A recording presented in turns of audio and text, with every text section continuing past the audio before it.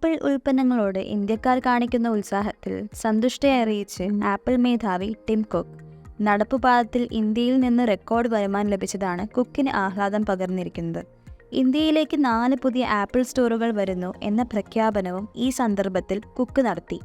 ആപ്പിളിന് ഈ വർഷം ഇതുവരെ $94.9 ബില്യൺ വരുമാനം ലഭിച്ചുവെന്നും ഇത് മുൻ വർഷത്തേക്കാൾ 6% അധികമാണെന്നും കുക്ക് അറിയിച്ചു. ഐഫോൺ വിൽപ്പന ലോകത്തെ എല്ലാ മേഖലകളിലും ഈ കാലയളവിൽ വർദ്ധിച്ചു. ആപ്പിൾ സർവീസസ് വിഭാഗത്തിന് സർവകാല റെക്കോർഡ് വരുമാനമാണ് കാലയളവിൽ ഉണ്ടായിരിക്കുന്നതെന്നും കുക്ക് പറഞ്ഞു. ഒക്ടോബർ 28 പുറത്തിറക്കിയ ആപ്പിൾ ഇൻ്റലിജൻസിന് മികച്ച പ്രതികരണമാണ് ലഭിക്കുന്നത്. ഡിസംബറിൽ കൂടുതൽ AI ഫീച്ചറുകൾ നൽകാൻ സാധിക്കുമെന്നാണ് കരുതുന്നത്.